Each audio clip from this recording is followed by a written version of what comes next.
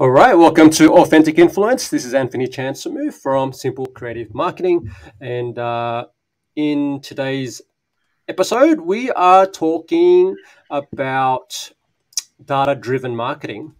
Well, we always talk about data-driven marketing, but specifically, we're going to talk about something called the 80-20 rule of online course funnels and how to get the best results quickest for increasing online course sales. So for all of you out there, and we have a good percentage of you who are course creators, you're going to want to tune into this. And I've invited my friend John Ainsworth, who is the CEO and founder of Data Driven Marketing. And they really help online course creators increase revenue by an average of 4.86 X. And I'll get John to explain how that all works. Essentially, he's got 20 years experience in building funnels and a degree in mathematics. And John has conducted extensive data analysis of hundreds of millions of dollars of online business to create the field of strategic funnel optimization. So John and his team really know their stuff when it comes to funnel optimization. Data-driven marketing has proven this process by helping dozens of online course creators generate 2 to 5x in terms of revenue, and directly drives several million a year in revenue. He's a guest lecturer at I think that's Greenwich Business School, and has been featured on Forbes. And there's a really good piece I'm going to link to in show notes where John was interviewed talking about how to double your online business revenue in 3 months. So we'll link to that piece and you can have a go. John's tuning in from London, and he just mentioned how he's down there by the river. So let's bring John in. Welcome to the show, John. Oh, thanks, Anth. Great to be here. Now you're in great spirits, so it's nice living by the water, isn't it? Oh, it's outstanding, man. I've been looking at a whole bunch of places recently. At the moment, I'm in a place that's like 3 minutes walk from the river. I looked at loads of really nice places, and none of them are quite as close. And then I saw this one come up yesterday, and I'm like, I'm gonna be if I can get this place, I'm gonna be like on the river views. Oh, it's beautiful. Love it so much. That's brilliant. I live literally a 5-minute walk from the bay down here in Sydney, and it's just, well, on the river is a different thing completely, but close enough. So I appreciate what that feeling is every single morning, and I try to get out there. Well, it rained today, so I didn't do it, but fantastic. So we I think it was Gert Melek who introduced us. Because you've been on his podcast, and Gert's obviously, he's been on now on from SEO Leverage, has been on this show a couple of times, and I've been on his show, and it's amazing just the caliber of people that are in our world. And so I was really, you've interviewed me previously for your show, but I really saw what you were doing with data-driven marketing, and specifically how you support course creators. How did you get into this world, mate? And like, give us the 2 minutes story, the background story.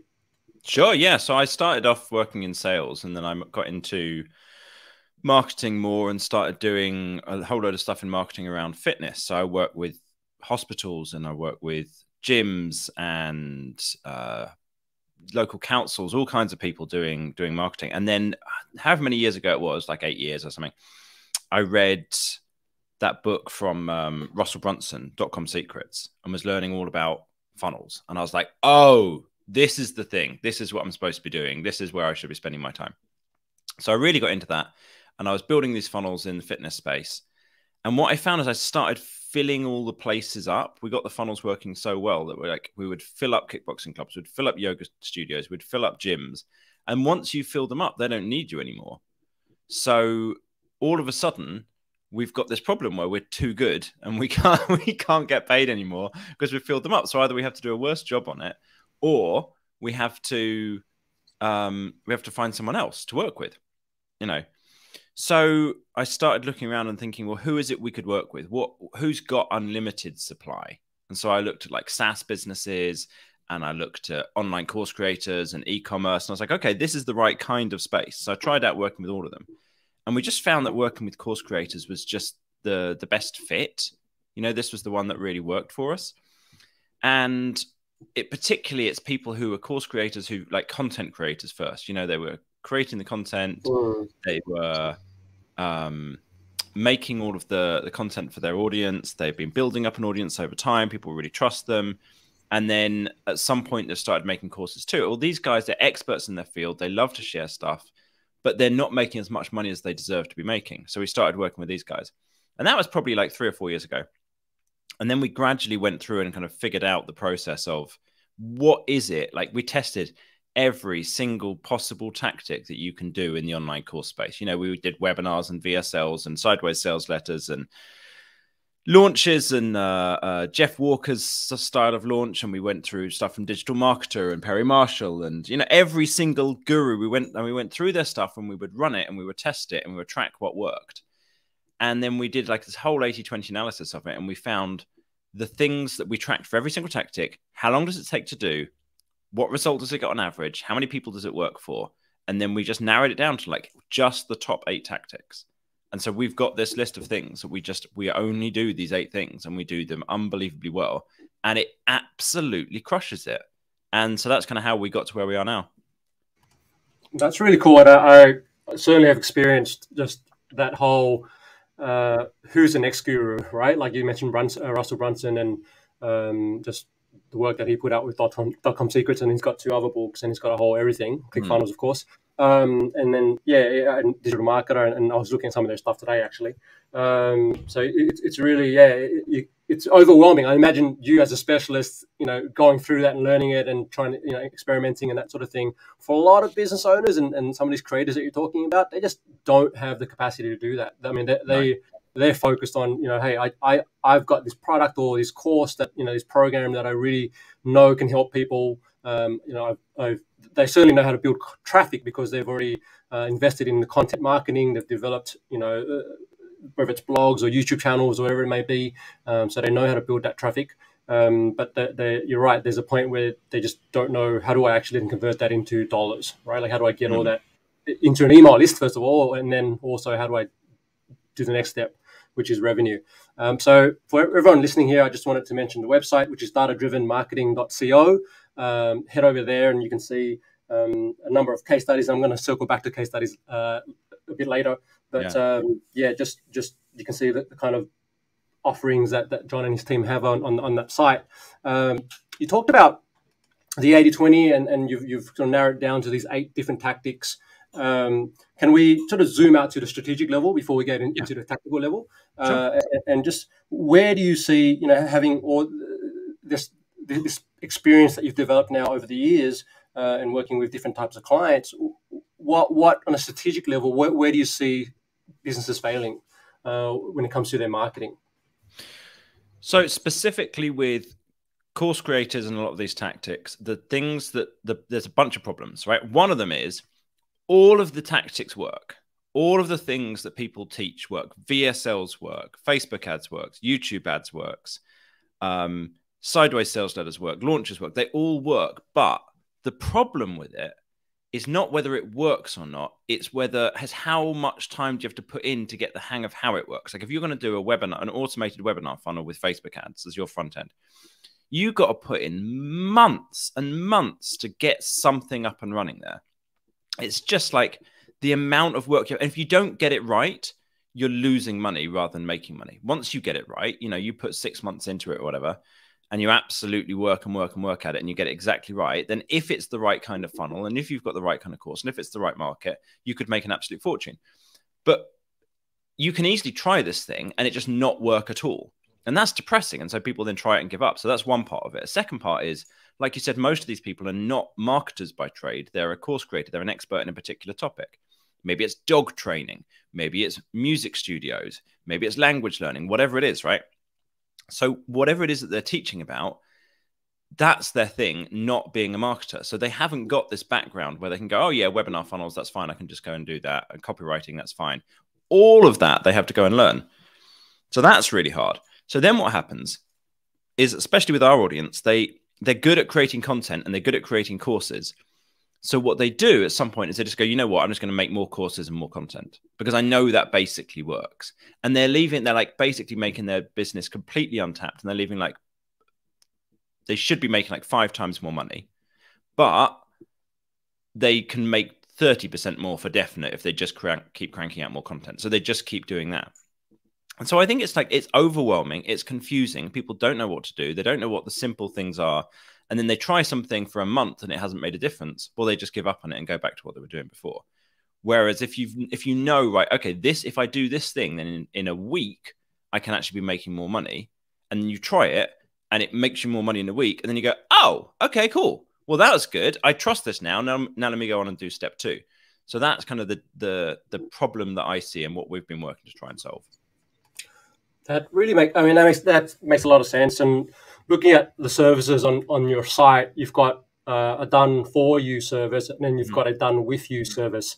Yeah. And I noticed, you're not offering a consulting service, so it is not I'm just going to give you the information and you go away and do it yourself.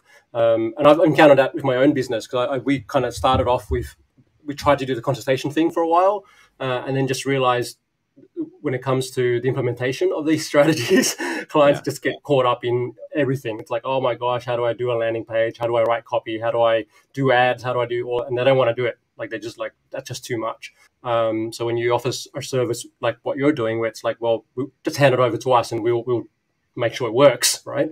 And you've got obviously the expertise to test it as well. That really just makes it a lot easier for a lot of these business owners. So you talked about the. Let's move on to the 8. You mentioned there are sort of 8 things you identified through all this experimentation. So take me through it. What are the different ways that you could increase revenue through your course funnels? Yeah, so there's 3 main places that people are losing money at the moment. So the 3 areas are, they're not making enough revenue per sale, they're not making enough sales to their email list, and their email list is too small. So what we're looking to do is basically fix those 3 things, and you do it in that order. First of all, you increase the revenue per sale, then you make more sales to your email list, and then you start to work on growing your list. And then once you've done all of that, you circle back round and you go back to the start and you optimize all of that.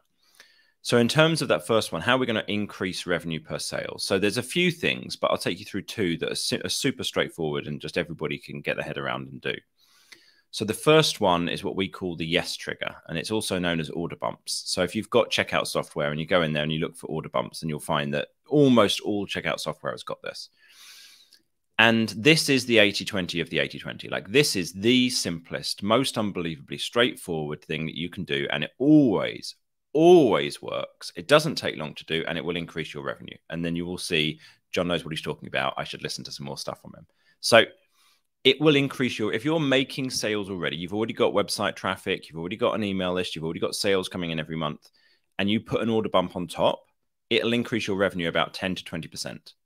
And it is not rocket science to do. Like, you can 10 to 20% is once you got it working properly, but you can put something up and you'll be making more money. Like, within as soon as you got another 5-10 sales come in, you'll have seen more revenue come in for the order bump as well. So what it is a checkbox on the checkout page. So someone's on the checkout page, they're already putting in the credit card details, and there's a tick box for them to tick to add something else to go with their order.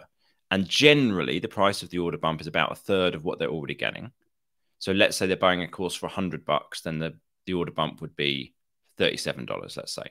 If they're selling a course for $600, then the order bump would be something for about $200. It's not a hard and fast rule, but it's a good starting point. And so you want something that normally would cost more than that goes with what your course is, that goes with it, that's like would accompany it nicely. Could be a workbook, could be another course, could be a Q&A session, whatever it is, right? We have something else that goes alongside with it. Go through your existing products, find whatever fits the best, that's about the right kind of price, and add that on as an option in the checkout process. And if it's a good fit, between about 30 and 60% of people will buy it. And so that adds 10 to 20% to your revenue overall. So that's the first one. Can you just elaborate? I mean, I like the idea of the order bump, and I've seen that in practice. Can you think of just like maybe 1 or 2 examples of clients that have implemented that, and what type of business or what type of course were they selling, and then what was the order bump that worked really well for them?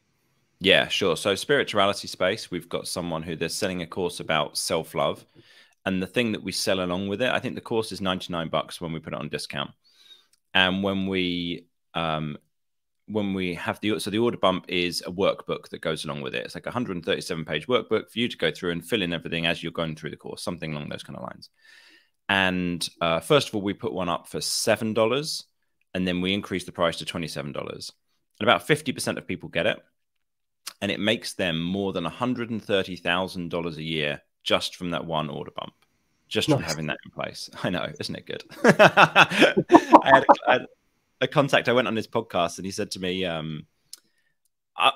"This is all good, but what's the good stuff? Like, talk to me about launches. How do I do a really, really good big launch?" And so I talked him through like all the things you have in an amazing launch, the webinars and the challenges and the email sequences. And I sent him our template for it. And I said, "But don't do it." He's like, "Well, what do you mean?" I said, "Because you haven't got an order bump." And he's like, "Yeah, I know." But it's like, no, not I know, but this is what you have to do. And this guy's selling courses for like $600, $2,000, this kind of thing. And so he took with one of his courses, he listened to me and he put the order bump on and put it up for like $99 and was making like an extra $50,000 a year. And then we doubled the price. And now he's making more than 100 grand a year from it. And it's like, do you see? You see? Next thing, you know, this is what works. This is the good stuff. This is like the, oh my God, this is just waiting for you. It's almost like it's, you know, profit that's just sat there waiting for you to go and pick it up. And if you don't do that and you put in loads of work on something else because you have some weird Protestant work ethic or something, then you just got to chill out a little bit and accept that the world wants to pay you this money. I think that's what it is. We just want to complicate things. When you give them a simple solution, it's like, I don't want that. Give me the big, scary thing. Yeah. A huge amount of what we do. So our model is that we only get paid based on results. So we work with clients and we have a percentage of the extra revenue they make. So they're making whatever, 20 grand a month. And then we get them to 50 grand a month. We only get paid on everything that's new above 20. And so we absolutely, like, I always want people to make more money and to succeed, right? But we only get paid if they succeed. And nearly everybody, what they're doing is trying to complicate stuff all the time. And they all have these ideas and these different things. And so much of our job is like, no, don't do that. Don't do that. Stop that. Don't waste time on this. Just do the thing that I actually said to do. And don't worry about anything else. Don't worry about, well, I've got this clever idea or I could tweak this. It's like, no, if you haven't done the order bump, don't do anything else. And then once you've done it, you go on to the next tactic and you just work through those things. This is the deal with the 80-20. It's like, there are things in this world that are simpler, that work better than others. And the human brain is not set up to accept that. The human brain believes that, like, I do a thing, I put in more work, it gets me more. But it's like, no, there are these little levers, these things you can do that are the ones that work, and you have to ignore everything else and just focus on them. It's not easy to do, but it's what works. 100%. All right, so we've got, you mentioned there are two ways to increase. Well, there are multiple ways, but we're going to cover two here. We've got order bumps. What's the other one? Upsells. So the second one is upsells, and the idea of this is, so the order bump was you have a checkout form, and there's a tick box on the checkout form, someone can tick it. The upsell is the confirmation page after they have checked out. So they put the credit card details in, they maybe selected the order bump, then maybe they didn't. They click submit, the payment is ready to go through. It's basically set up, it's going to go through any second. And there's a confirmation page with an upsell on it. It's another offer that they could get. And it's something about the same kind of price as what they've just bought. So let's say they bought a course for $99. The upsell is another course for about $99. Could be $79, $149, $199, something in the right kind of ballpark. And the idea here is, you are making it as easy as possible for them to get this as well. So you have what's called a one-click upsell. So all they have to do is click, yes, add this to my order, and it'll also put that one through. And you have the whole sales page as if you were selling this thing normally, but at the top you say, the thing you've bought has gone through, that order is all fine, you're all good. This is something else you might want to get. And so it should be the next logical step. Let's say they bought the beginner course, or the upsell is the intermediate course, or the upsell is the full bundle of everything, or they've bought a month's membership, or the upsell is a year's membership, or a quarterly membership. If they've bought a workbook, then maybe it's the course that they could get that would be the next kind of step after that. So it's like, what else is there that they could buy that probably most people should get, that would make sense, that fits? You are not trying to like really hard pitch this. You're saying to them, this is, a lot of people want to get this and we've got this on discount. Here's why you should get it. And then you have your regular sales page. You're normally offering a good discount here. This might be the biggest discount they can get if they buy it at this point. So they can't get this discount any other time. You're not going to offer this discount via email promotion or on the website or anything like that. But if they buy it now, so it might be like 30, 40, 50% off, something like that. And what this will do is this will increase your revenues another 10 to 20%, because 10 to 20% of people are going to buy it, and you're offering something at the same price as what you just sold. So about 10 to 20% additional revenue. And this is the next one that everybody should do. Yeah, I like the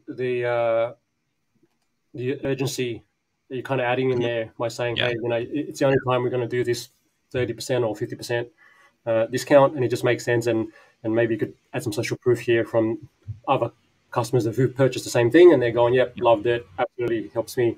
Very cool. Can you sort of share a couple of examples on upsells that have worked really well?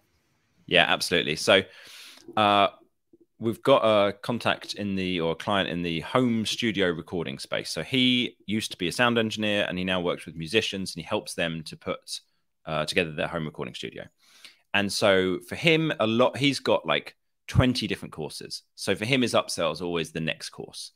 So I think one of his is, you've just bought the thing about setting up your mixing desk, or the next thing is, how do you make a great mix? So like, you've got the setup, well, the next thing you're going to want to do is you're going to want to learn to actually mix on that desk. And so all of his is just like the next course, really, really straightforward. The guys we have in we've got a client in the personal development space, and they have meditations. And so we have a cheap offer that we have available. I think it's on the website, or it might just be after you sign up for their lead magnet. And it's 5 meditations. So you get 5 meditations for free. And then the next offer is 27 paid meditations. So it's more of the same thing. And that works really, really well as a next step. And that guy in the home recording studio space, he was really fun, actually, because we did an audit with him, and he straight away went and implemented it before we even started the coaching program. So he hadn't got access to the course. He hadn't come on a coaching call, but he's like, I could do something here.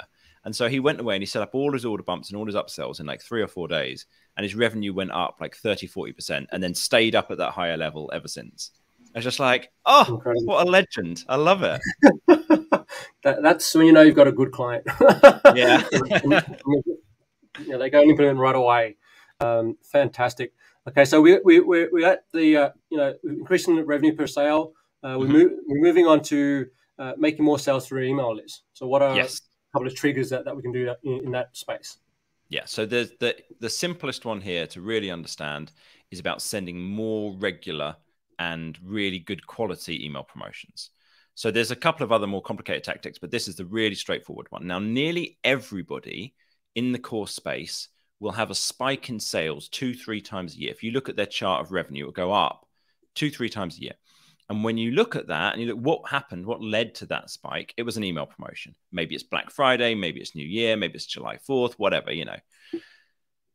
But then people don't send more email promotions. They're like, oh, okay, well, I don't want to annoy my subscribers, so I'm not going to send out more of these email promotions. But this is the way that the model works in courses. If you are selling courses, email promotions is the model that works. It is 100%, without doubt, the way to increase revenue long-term from your email list. So I have a friend who was selling courses, and she said to me, I don't want to send out email promotions because I don't want to do discounts. And I tried to talk her into it, and I failed, and she didn't listen. And about 6 months ago, something like that, I caught up with her. And she said to me, oh, my revenue's up by 50%. I was like, oh, great. What did you do? She's like, I started doing regular email promotions with discounts. I was like, good. Good. I'm glad to hear it. I'm sad that I didn't manage to convince you 2 years ago, but at least you started now. So the problems that people have with this here is they don't want to annoy their audience. They don't want to seem spammy, salesy, aggressive. And they're worried that if they keep sending out promotions, that's going to happen. Now, the crucial thing here is that would happen if you sent out bad promotions. If your promotion was just go buy my stuff, go buy my stuff, go buy my stuff. Well, that's super annoying. Well, of course, people would unsubscribe. Well, don't do that. Send out good promotions. Good promotion, what does that mean? That is a mixture of content and promotion. So it's It's something that even if they don't buy, they value receiving the emails. They find them helpful. They want to get them. But it also helps people move towards the sale. All that content also makes people think about, maybe I should buy the course on this topic too. And you want to weave the two of those things together. So I'll give you a really simple framework for this, and then a couple of examples. So the simple framework is gain, logic, fear, going, gone. So each of these emails serves a purpose. You've got kind of a structure for them. And when we're working with our coaching clients, we've got, there's templates for all of these, and we go through and we show them examples and what have you. But you'll get the basic idea just from the podcast, and you could do something with it. So the gain email is about what are they going to gain in their life? How is their life going to be better if they solve this problem? You're not pitching the course here. What you're pitching is doing something to fix this problem. And so what is their life going to look like in a day, in a week, in a month, in 3 months? And how is that going to make them feel better? Like if they make this change by having this great home recording studio or learning the language or whatever, how much further along are they going to be with the language? How much difference is that going to make in their life? What's the experiences they're going to have? What emotions are they going to feel as a result of those experiences because they have gone through and done the thing? And then at the end of it, you are saying, and if you want help getting there, we have this course, which will take you through that. And we've got a discount on it this week. But the focus of the whole thing is about how can their life change? So the logic one is logically, what are the steps they need to work through? What are the things that they have to do? What can they put into place? Maybe it includes like a specific tip or tactic or something they can do right now. And then at the end, you've got the same thing. There's a discount. If you want our help, here's how you get it.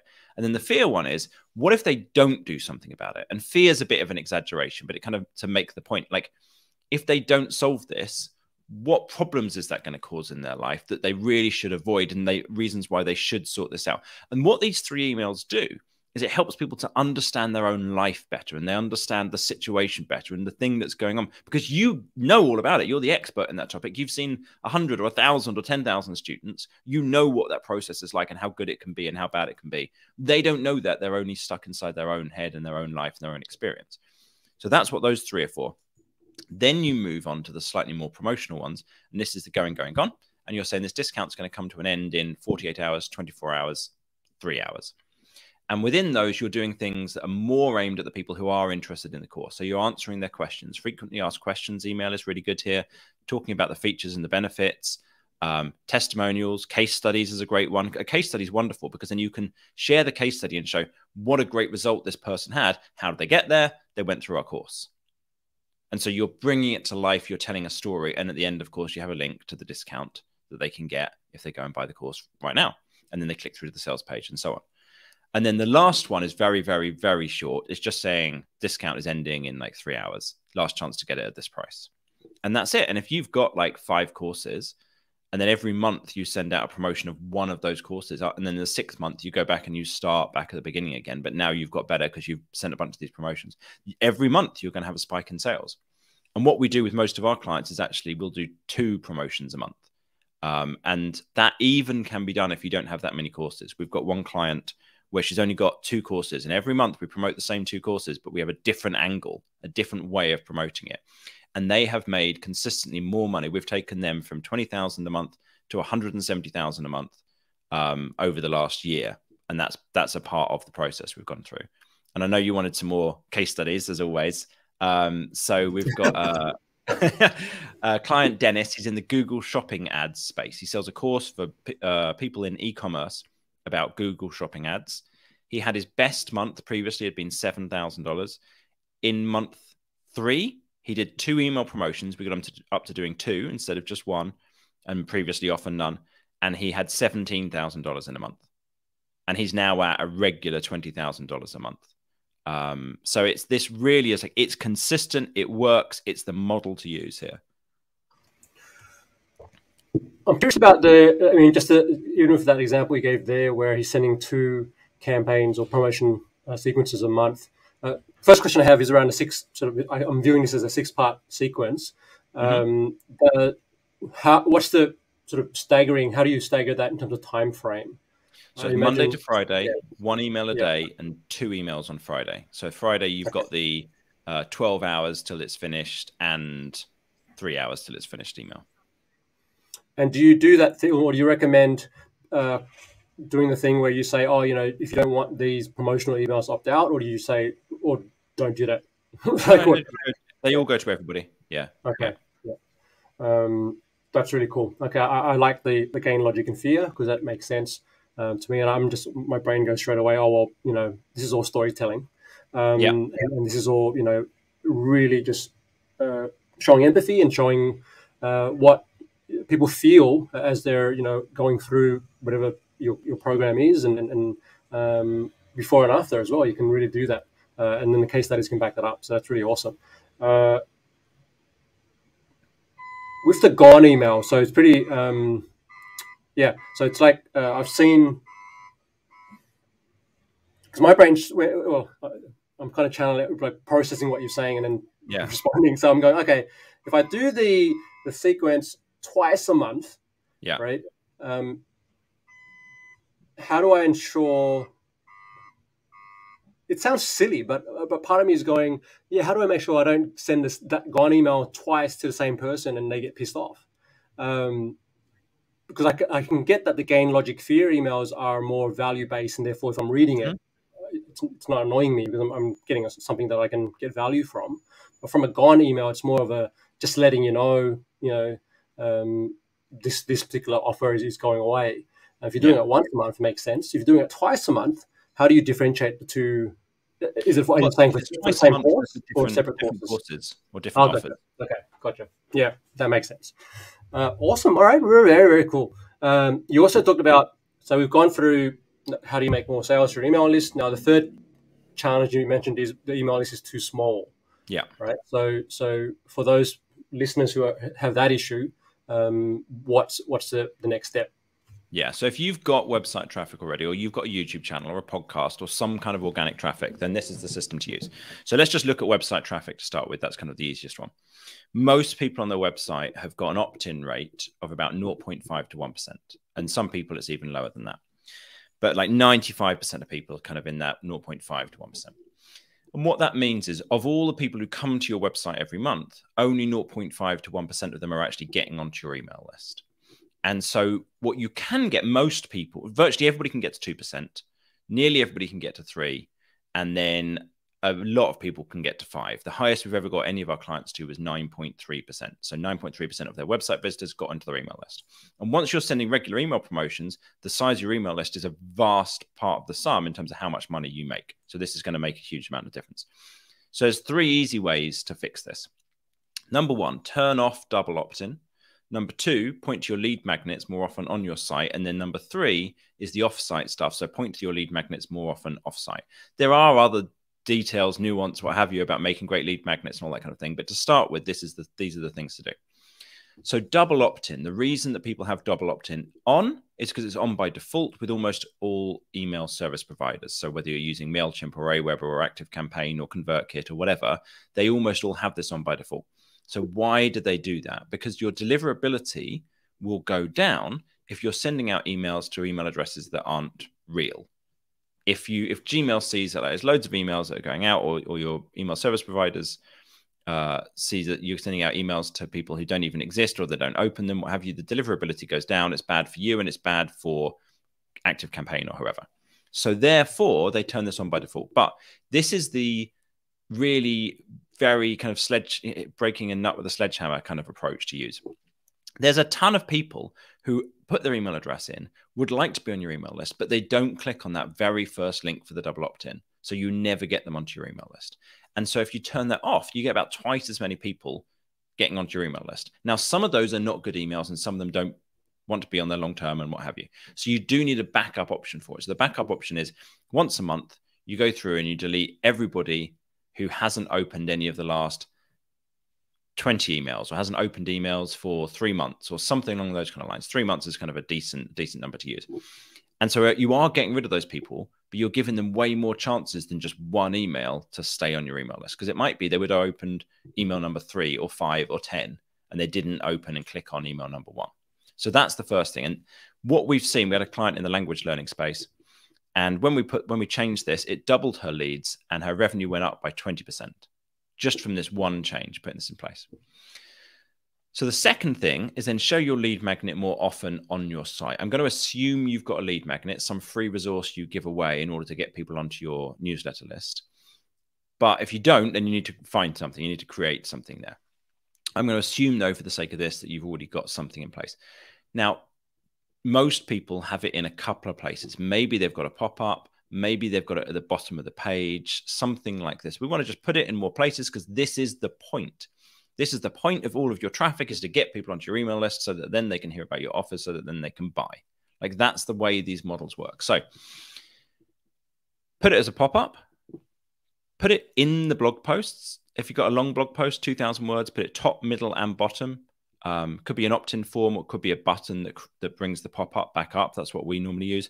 Put it in the sidebar. Put it on the homepage. All of these things. I'll give a couple of examples. Teal Swan, if you go to tealswan.com, they're a client of ours in the personal development space. And we did this with them, and they were getting 100 opt-ins a week. And then we put the lead magnet in every blog post, put it as an exit intent pop-up, put it as a pop-up, put it in the sidebar, and it went to 800 opt-ins a week. So 8 times the number of opt-ins that they were getting.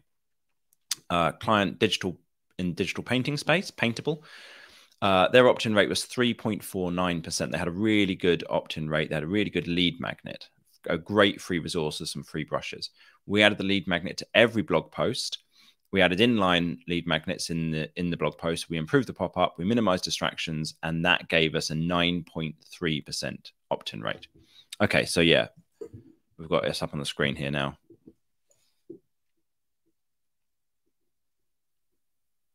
Yeah, so if you click on that, click here to get your 5 free meditations, then that is going to bring up the pop-up. Nice. Yep. Yeah, and we just got that all over the place. And that is basically very, very straightforward. It's just you put it everywhere and it works. You make it attractive, you make it nice, you make sure it's a good resource, and then you say to people, this is what you should do next. This is the next step to take. And most of them will, well, no, not most, a percentage of them will go do it, much higher than if you don't have this in place. So then the third one I was saying was a point to the lead magnet more often off-site. So if you've got a YouTube channel, Instagram, Facebook following, whatever, of a decent size, then this is the next one to do, podcast, whatever. Most people are not going to buy direct from Facebook or Instagram or something like that. You want to get them onto your email list. So again, point them to your lead magnets. So those guys in the personal development space, Teal Swan, they had a big social media following. And so we implemented this every 5th or 10th post, something like that, on Instagram and Facebook, would point people back to the lead magnet landing page. And it went from 800 opt-ins that I already said to 5,000 a week. So like 20-something thousand a month. It's fantastic. It's so good. A really good example to look at this, a friend of mine, Ben Doswalski, he runs WODPrep, WODPREP. It's a YouTube channel. And if you go to any of his videos, like his video about chin-ups, for example, in the video itself, he will talk about, this is how you can get my free guide on how to do more chin-ups. And so you go to whatever website he said, and it will give you the way to opt in. And he does this all the time, and it works really, really well. And so that's like the model to use if you've got social media following. Yeah, I think it's similar to what you talked about in the with the long form blog post. If you have it sort of top, middle, and bottom with videos, depending how long your video is, you can do a similar thing: front, middle, end. Certainly in the description. But I think where I see a lot of YouTubers or video creators miss out is they put it in the description, but they don't actually mention it in the video, right? Exactly. And so when you've got someone's attention, you say, hey, by the way, here's the resource, and you flash it on the screen, or the links down below. It's amazing how that works. Yeah, and most of them will say something like, subscribe to the videos, but they don't say, go do this thing next. And it works particularly well with YouTube videos to have it at the end, because YouTube rewards you for watch time.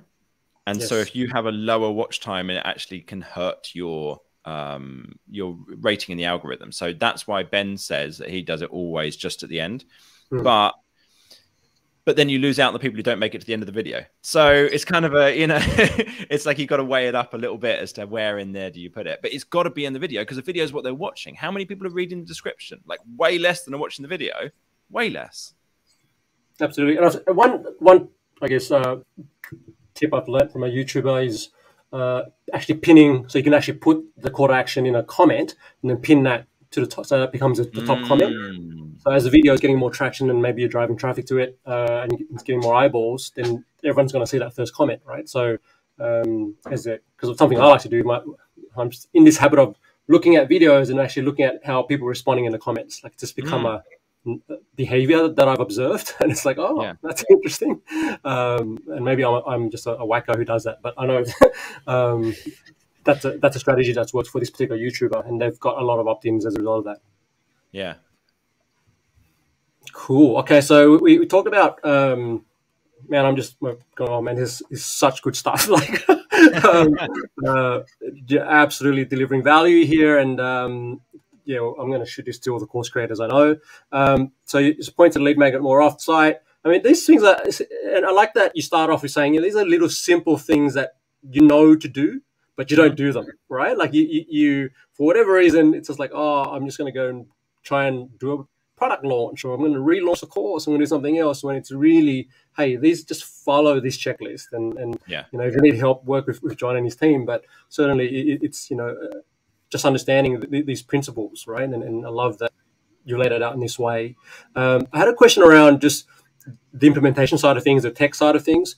Are there any specific tools that you'd recommend for implementing the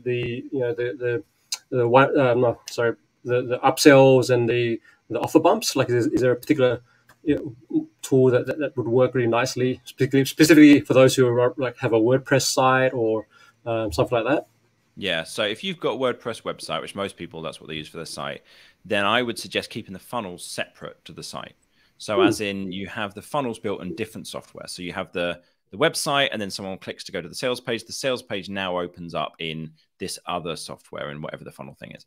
Now, if you're selling courses already through like Kajabi or Teachable or something like that, you can do all of this checkout stuff, order bumps, upsells in Teachable. So just stick with that. Just stick with what you've already got. The system we use with clients is ClickFunnels. So we'll build the whole funnel in ClickFunnels, and then we'll integrate that with Kajabi or Teachable or whatever else.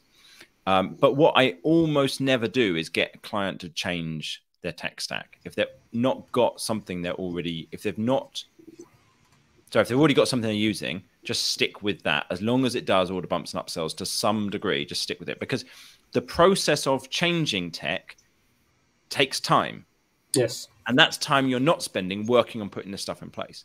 So the first thing with this whole model is implement it, then optimize it. Don't try and make it perfect straight away. Get an order bump as long as your checkout software has it. If your checkout software doesn't do order bumps, but it does upsells, miss out order bumps and go to upsells first of all, then do email promotions, go all the way back through. Once you're making a bunch more money from the simplest steps, you can go back and change the software later. But changing software is a pain. It's a massive pain. It's a distraction. It takes ages. And then there's things that break. There's always stuff that breaks. You've got to bring all the old people across, all this kind of thing. So just don't do it unless till you absolutely have to, till it's the top thing on the list. And it's not the top thing on the list to start with. Really like that tip. Now, for someone who's listening who hasn't launched the course yet, and they're like, John, love everything you're sharing, so I'm going to implement this. But is there a software that you'd say definitely stay away from in terms of selling courses and that whole thing? Yeah, it looks to be, and I need to check this out more, but I was looking at Podia the other day, and it seems to not do this kind of checkout stuff. But you could still use ClickFunnels then in that case, as you know, for the funnels part of it. So I don't know. I think most of the software is good. I think a lot of people spend way too much time thinking about what tech to use, not enough time kind of just cracking on with it. So no, there's nothing I've come across that's dreadful. They all basically can do this. This is such a straightforward, simple system. Nearly everything allows you to do it. Very cool. Okay, so we're going to wrap up real shortly, but I wanted to circle back to case studies, right? So you've shared a few in already, just sharing examples of specific use cases and scenarios and how people have implemented tactics to increase their revenue, which has been awesome. Now, for those who've yet gone to John's website, it's datadrivenmarketing.co. I wanted to share this particular page. So if you're watching the video replay, you're going to see a page on John's site, which is titled Our Clients. And certainly being the case study guy, I was looking for this page, and it was like, yes, he's got one. So I just wanted to get for a couple of minutes, just talk about I loved, I watched Lucy's one, and then she's just a personality. So she's fantastic to listen to. Talk me through for as an agency, right? So how important have these case studies been for you to capture, and how are you utilizing them through, in your client funnel, whether it's, prospective clients, in the buyers, in the sales process, whatever it may be. But I'd like to hear from you. What's your rationale in investing in creating them, and then how useful have they been? So for us, it's been unbelievably important because we tell people that we can increase their revenue by 5 times. Nobody believes us. Everybody's like, don't be ridiculous. That's not possible. And so we have to use a lot of proof to show that we can. So one of the things that we do, and I mentioned this before, is not a case study, is we only get paid based on results. So that makes that easier. But still, people need to be like, okay, is this real? And so, like Lucy as an example, right? When she wanted to start working with us, she was making some amount of money, and she wanted to get to, I think, like triple what she was getting. And I laughed at her. And I didn't mean to, but I was just like, oh, that's ridiculous. You're going to get to like so much more than that. I was like, we're going to get you to like 10 times that much. And I was wrong. We didn't get to 10 times as much. In month 1, we got her to 15 times as much. And she never went down from that since, because she had a really big audience. She still does, a really big YouTube audience. And she'd already started building the email list, but she wasn't doing the promotion. So I'm like, this is like shooting fish in a barrel. We can just do this. This is no big deal. But she didn't believe it. And then she started making more money and she believed. So that's why when she recorded that video, she looked so delighted. And if anybody, even just as an example of case studies, even if you're not a good fit to work with us, check this video out. It's out. It's amazing. It's like, this is how good a testimonial video can be. It's so much fun. So that really helps us like proof for people to show this thing is true by having loads of these examples from loads of different people to show to people that it's true. And then where do we use them? We use them on the website. We use them on our clients page. It's on the homepage. It's on the our clients page. It's in the emails for all new people who sign up to our list. If someone books in a triage call, which is our call where we check if someone could be a good fit, it's before they attend the triage call. There's different ones before they attend the strategy call. So it's like we're using it again and again and again. And then some of the people will then reach out to our clients directly and just be like, is this really true? And they're like, yeah, that's actually, but it's hard because so many people lie and they make stuff up and what have you. Or the thing that they do only works for certain kinds of clients and not for that person. People need a lot of proof to be sure that this thing is really true before they go and put their time or their money or whatever else into it. And so I think, these case studies are unbelievably important, and we always get them from every client. I love that. It just goes, just reaffirms what we talked about on your podcast in just the power of social proof, and specifically when you're in a metric-driven business, because like you say, people can hear you say, yeah, we 5x and 10x our clients' revenues, but in the back of their mind, they're like, but do you really? Right? Yeah. And can you show me the proof?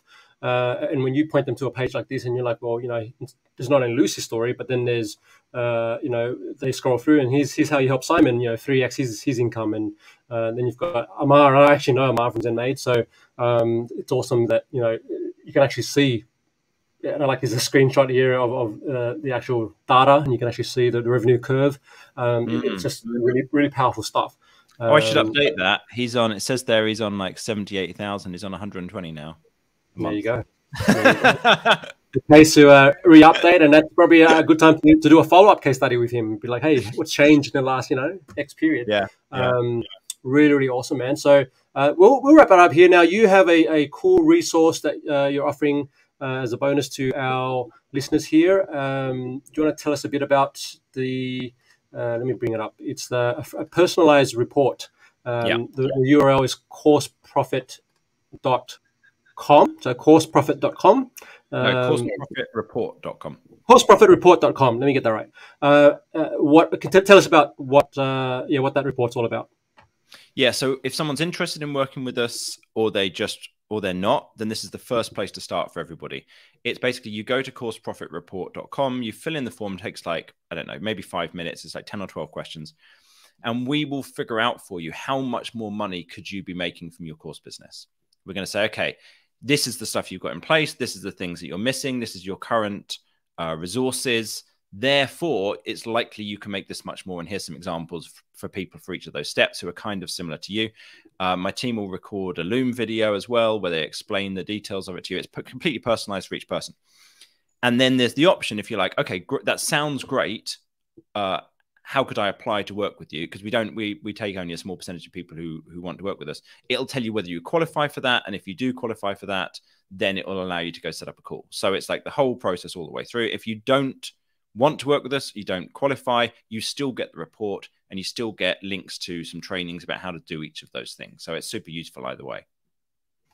Fantastic. And thank you so much for sharing that. So it's courseprofitreport.com. If you're interested in working with John and his team or just finding out more, definitely go and check that out. We will put that in the show notes, of course.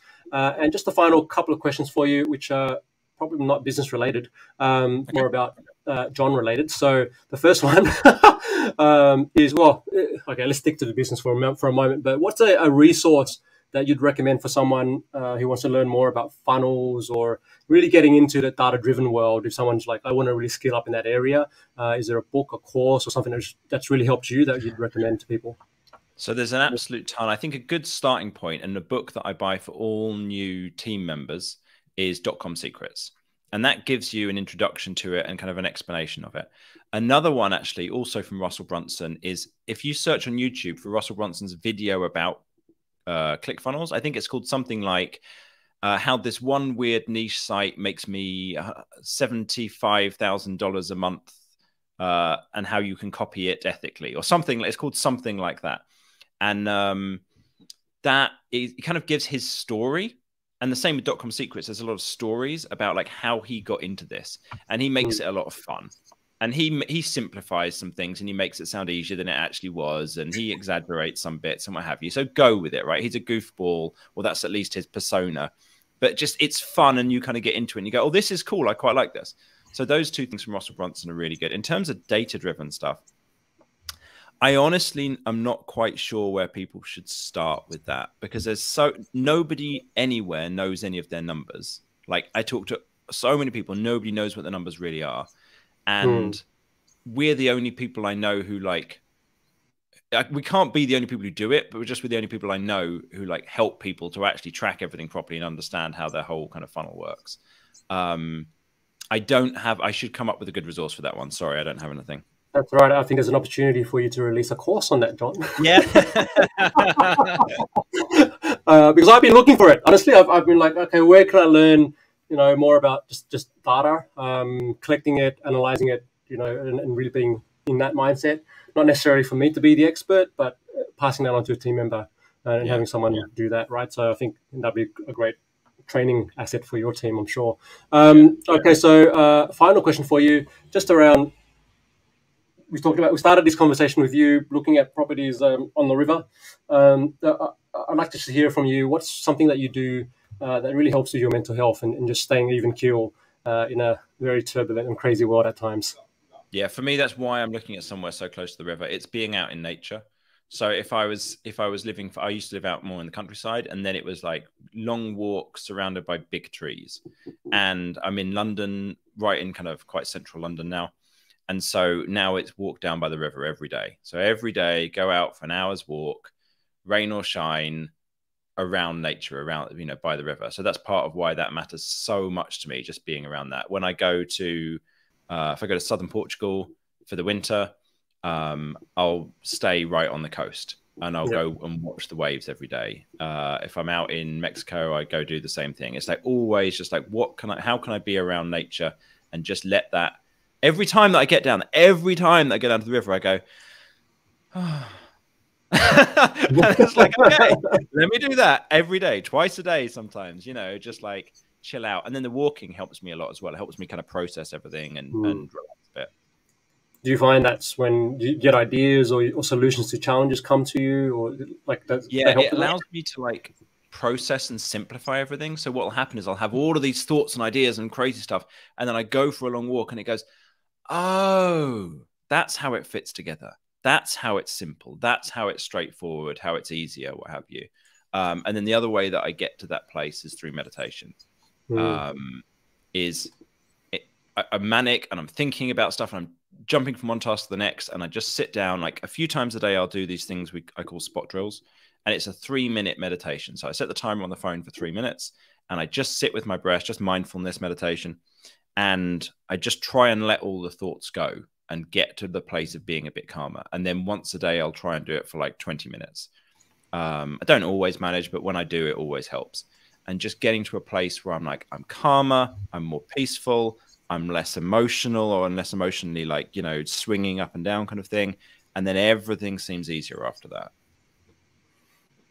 Fantastic. And yeah, I've tried different versions of that. I've tried, you know, meditation apps. I've done a 7-day silent retreat. I've done that's serious. That's not a holiday, man. No, that sounds hard. Oh my god. Vipassana, for anyone who's listening and wants to go check that out. Actually, yeah, that was a gift for myself for I think my 28th birthday. And I went and went and sat in the forest. I mean, there was accommodation, but everything's it's a. And I remember a mate of mine saying to me, "And it's not a vacation. Like really it's you in your mind, and you can't look at anyone, you can't say anything. You know, it's intense." Wow. But anyway, I appreciate you just sharing. You know, the nature walks. They're really powerful. Any last messages for our listeners before we say bye? Don't overcomplicate things. Believe in yourself. If you've already got an audience and you've already got courses, you should be making a lot more money. Go make it happen. Wonderful. All right. Thanks for listening, everyone. It's datadrivenmarketing.co. You can connect with John there. We'll link to all the resources that have been mentioned in the show notes. And of course, subscribe and leave us a review if you enjoyed this episode. And please hit up John and his team. They're on the socials as well. What's your preferred social media channel? I have to admit, I'm not very busy on social media. Okay, there you go. Well, go to the website and there you go. Yeah. But you've got a group. You have a Facebook group. We have a Facebook group, and my team are busy in there, and I'm personally am not. So yeah, the Facebook group is Advanced Course Creators. Advanced Course Creators on Facebook. Yeah, we'll add that. Awesome. All right, mate. Appreciate your time. Enjoy the rest of your day in London, and we'll reconnect real soon. For everyone else listening, we will bring another new episode to you next week. Thank you. Thanks, guys.